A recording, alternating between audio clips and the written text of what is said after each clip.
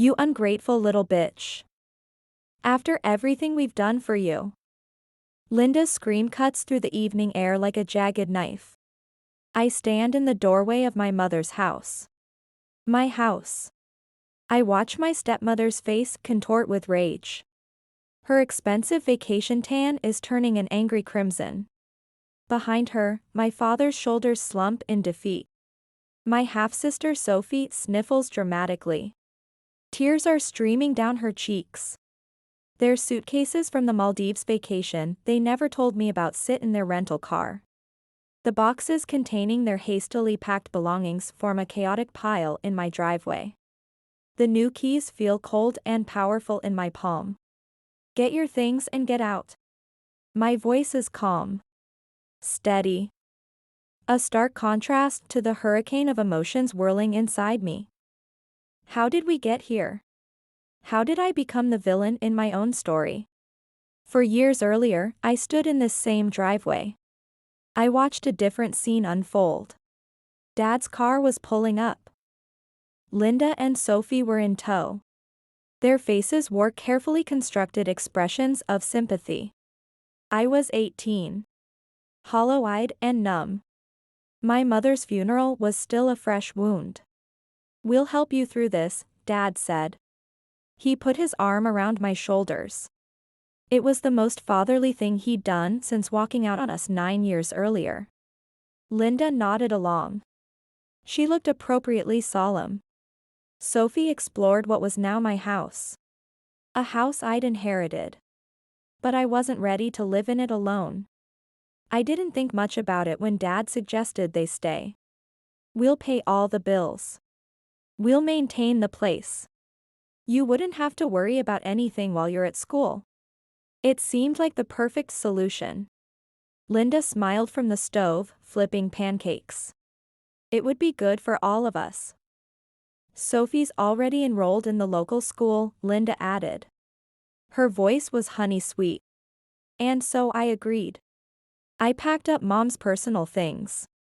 I left for college with what I thought was a weight lifted from my shoulders. For 4 years, I lived in a beautiful illusion. Holiday visits were filled with welcome home dinners. "I made your favorite lasagna," Linda would say. As if she'd always known my favorites. As if she'd been the one to pack my lunches throughout elementary school. Sophie showed me her artwork. She told me about school drama. We decorated Christmas trees together. Dad lifted Sophie to place the star. Linda and I debated whether tinsel was tacky or classic. During summer breaks, Sophie and I would spend afternoons by the community pool. I'd help her with summer reading. Linda invited me to her book club meetings.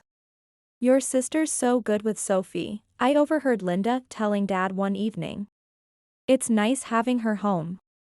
That warmth inside me felt real then. Like maybe, just maybe, we had become a proper family. My father was never a bad man. Just a weak one. The son of a domineering father and a meek mother, he'd learned early to avoid conflict at all costs. "Sometimes it's easier to go along than to fight," he'd told me once. He didn't realize he was explaining his entire life philosophy. His parents had divorced messily when he was 12. This left him with a pathological fear of confrontation. And an outsized need for approval. When Linda came along. Beautiful, decisive Linda who knew exactly what she wanted. Dad must have felt such relief. He handed over the wheel of his life to someone else. Linda came from nothing. She was determined never to go back. I pieced this together from comments she'd drop, usually when shopping. "We never had brand names growing up," she'd say. She would caress a designer purse. My mother bought everything secondhand.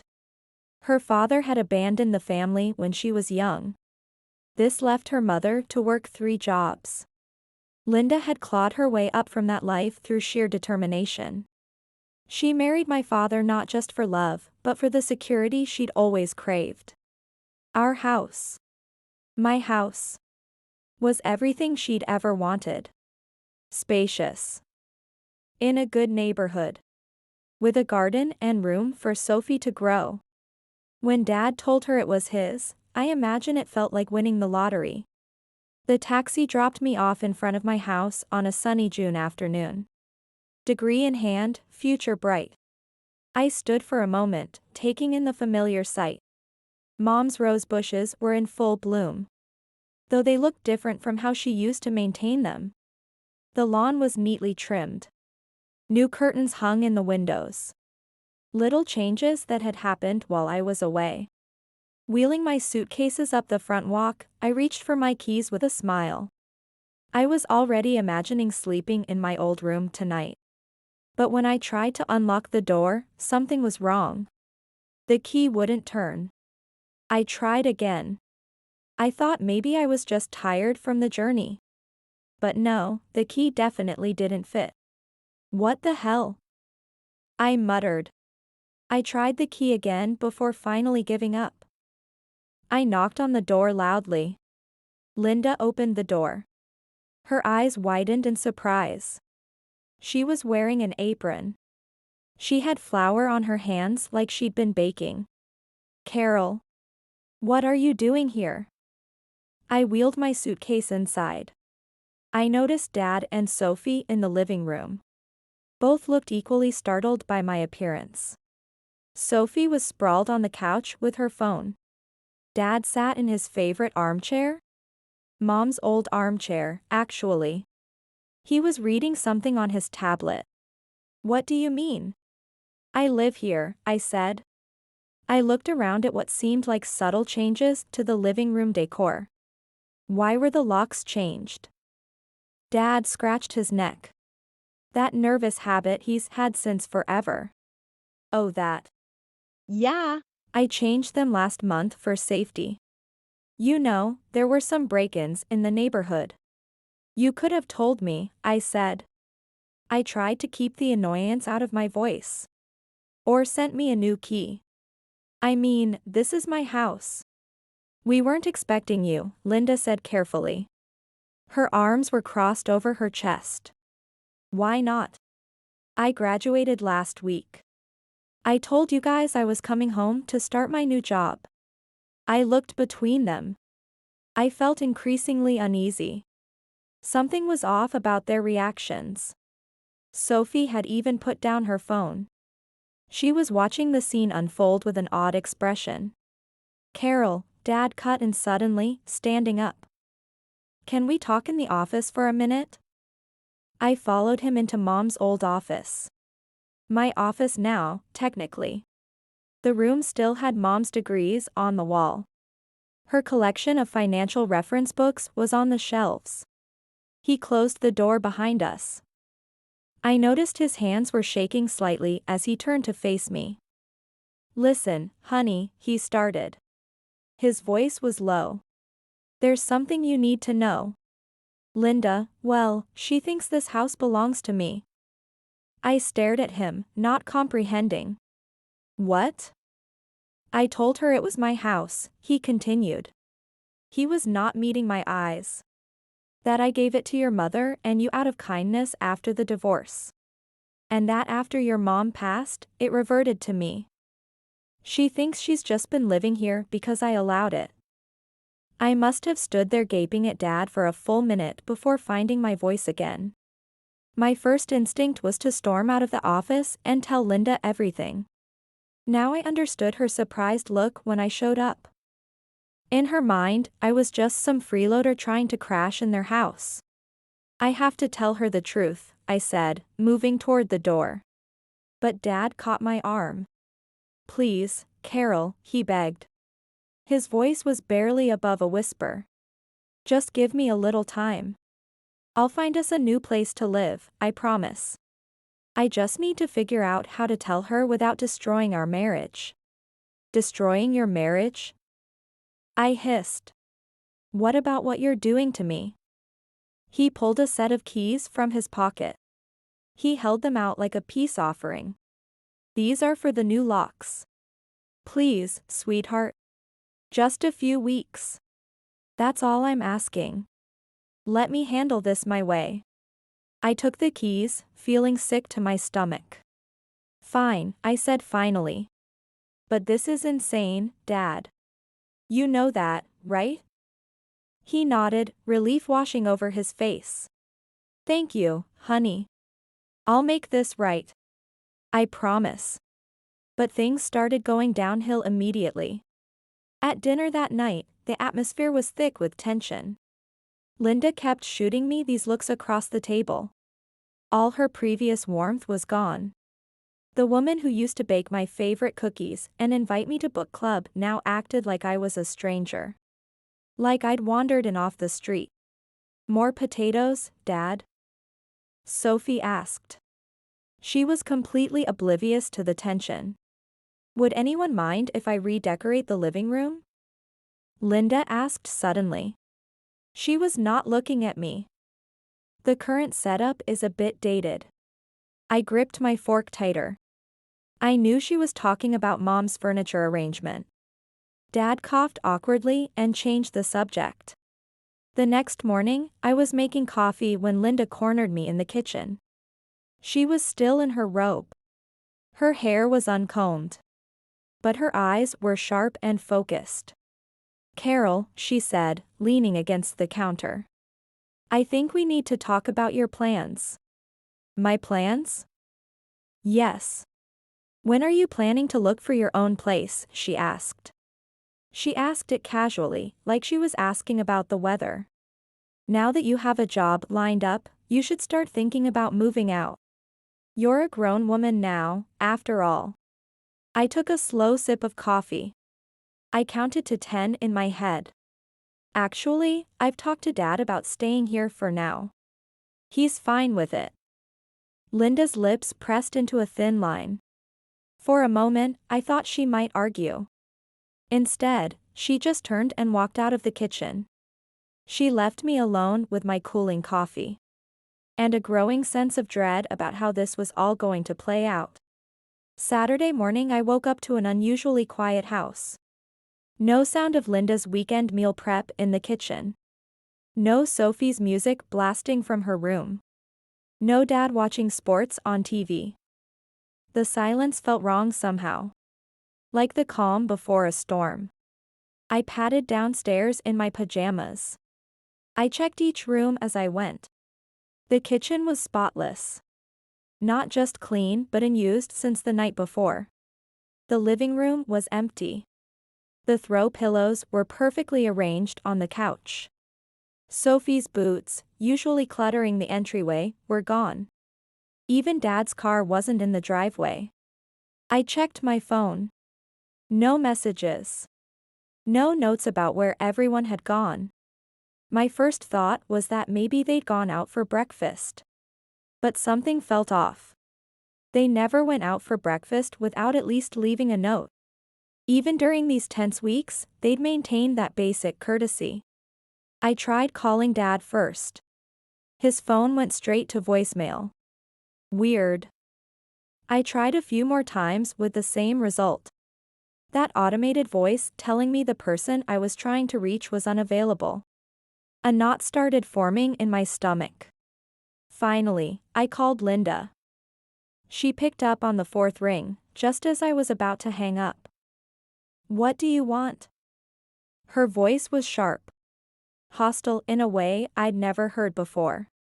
In the background, I could hear waves. And what sounded like tropical music. I just wanted to know where everyone is, I said.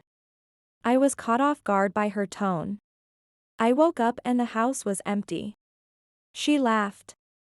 An ugly, mean sound that made my stomach clench. Oh, didn't we tell you? We're in the Maldives. First-class flights, luxury resort, the works. We didn't mention it because, frankly, we didn't want you tagging along. And expecting us to pay for you too. Not that you'd know anything about paying for things yourself. What? I wouldn't save it, she cut me off. I'm sick of this whole situation. You're nothing but a lazy freeloader living in our house like you own the place. Your father might put up with it, but I'm done. Do you know how embarrassing it is to have a grown woman living in our house? eating our food, using our utilities. My hands were shaking so hard I could barely hold the phone. I sank into one of the kitchen chairs. My mother's chair, actually. My legs were suddenly too weak to hold me up. Linda, No, you listen to me, she snarled. Your father never loved you. You were just an obligation. He already wasted enough money on your college education. And now you're squatting in our house like some entitled princess. Well, I've had enough. Did you think you could just live here forever? Mooching off us while we work hard to maintain this home? I could hear Sophie giggling in the background. And Dad's muffled voice saying something I couldn't make out. The betrayal felt like a physical blow. When we get back, she continued. Her voice was dripping with venom. I want you gone. Do you understand me? Pack your things and get out of our house. If you're still there when we return, I'll throw you out myself. And trust me, I won't be gentle about it. I don't care where you go. Live on the street for all I care. You're not our problem anymore. But? And don't bother trying to call your father. He agrees with me. He's just too weak to tell you himself. We've already blocked your number. Have a nice life, Carol. Or don't. I really couldn't care less. The line went dead. I sat in that kitchen for what felt like hours.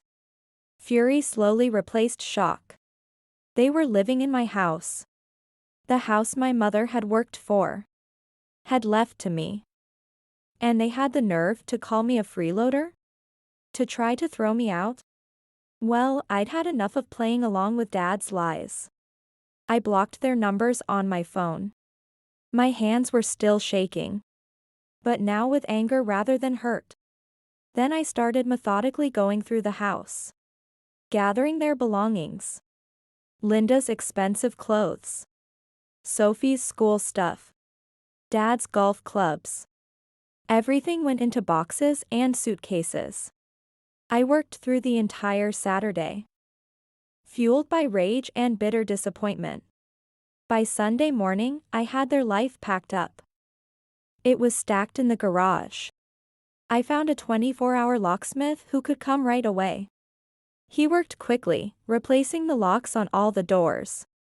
It cost a small fortune. But it was worth every penny. When he finished, I handed him my credit card. I felt a strange sense of satisfaction as I clutched the new keys. Monday morning, I started my new job at Marshall & Brooks. For 2 weeks, I threw myself into work. Learning the ropes. Making new friends. Trying not to think about the confrontation I knew was coming. I kept their stuff in the garage. But I rearranged the house back to how Mom had it. Removing every trace of Linda's decorating vision. Then came that Friday. I pulled into the driveway after work to find them standing there. Dad looking nervous. Linda red-faced with fury. Sophie hanging back with a scowl. They must have just gotten back from their vacation. Their suitcases were still in their rental car. Linda started screaming before I even got out of my car. How dare you change our locks? How dare you lock us out of our own house? I walked calmly past them to unlock the door. Linda followed, still yelling. We're calling the police. This is breaking and entering. This is our house. I turned to face them. Something inside me finally snapped. No, Linda, it's not your house. It never was. This house belongs to me. My mother bought it before she even met Dad. She left it to me in her will. The only reason you've been living here is because I allowed it. Temporarily. Linda laughed. But it was an uncertain sound. She looked at Dad. Tell her she's lying. Tell her this is our house. Dad wouldn't meet anyone's eyes. He just shrugged. His shoulders slumping. She's telling the truth. The house, it was always hers. I watched as the truth sank in. As Linda's face transformed from rage to calculation in a matter of seconds. Her entire demeanor changed. Like a switch had been flipped. "Oh, Carol, sweetheart," she said. She forced a laugh. "You didn't think I was serious on the phone, did you?" "I was just joking. You know how I can get sometimes." All that sun and those tropical cocktails went to my head. "Stop it," I said quietly. But she kept going. "We're family, remember? All those nice times we had. The book club meetings, the holiday dinners. We can have that again." She took a step toward me. Arms outstretched like she was going to hug me. Dad jumped in then. His voice was thick with emotion. "Princess, I'm so sorry. I know I handled this all wrong, but I love you. You're my daughter. Please, can't we work this out?" I looked at him. Really looked at him. The father who left when I was 9. Who paid for my education but missed my life. Who lied about my house, my inheritance, my mother's legacy. Work what out, Dad? The fact that you lied to your wife about owning my house? Or the fact that you stood by while she planned to throw me out of it? Linda turned back to me with that smile. "Carol, let's be reasonable. We can all live here together. We'll pay rent." "No," I said firmly. "We can't. Your things are in the garage. Take them and leave." That's when Linda's mask cracked again. "You ungrateful little bitch. After everything we've done for you, you'd throw your own family out on the street?" I felt oddly calm as I replied. "You just spent what, $10,000 on a luxury vacation you deliberately hid from me? Pretty sure you can afford an apartment." "Carol, please," Dad tried again, reaching for my arm. "I know I messed up, but..." "No," I cut him off. "You didn't mess up. You lied. For years. You let your wife believe she owned my mother's house. You watched her try to redecorate it, rearrange it, erase every trace of Mom. And when she planned to throw me out, you said nothing." "I was going to tell her the truth," he protested. "When? After I was gone? After she'd finished making my house her home?" I shook my head. "I'm done. Get your things and get out." I walked inside and closed the door. I ignored Linda's screams about ingratitude and cruelty. Through the window, I watched them loading boxes from the garage into their rental car. Linda was still yelling. Her face was red with fury. Sophie was crying. Dad just looked defeated. It took them 3 trips to get everything. As they loaded the last box, Dad tried one more time. He knocked on the door. I didn't open it. They finally left as the sun was setting. The next day, Dad tried calling from a new number. "Carol, please," he begged. "We can fix this." "No, Dad, we can't," I said. "Linda made it very clear how you all really feel about me. A freeloader. An obligation. Someone you never loved." Maybe those were her words, but your silence said enough. That was 2 months ago. I still live in Mom's house. My house. I've repainted the walls. I've planted new roses in the garden. I've made it mine again. Sometimes I think about them. I wonder where they ended up. But mostly I think about Mom. And how she made sure I'd always have a home, no matter what. Dad still tries to call sometimes, from different numbers. I don't pick up anymore. Some bridges, once burned, should stay ashes. The funny thing is, I'm happier now. My job is going well. I've made new friends at work. And for the first time since Mom died, I feel at peace in this house. Sometimes healing means letting go. Of people. Of lies. of the fairy tale of family you wanted to believe in. And sometimes, it means finding the strength to stand alone. Just as my mother taught me.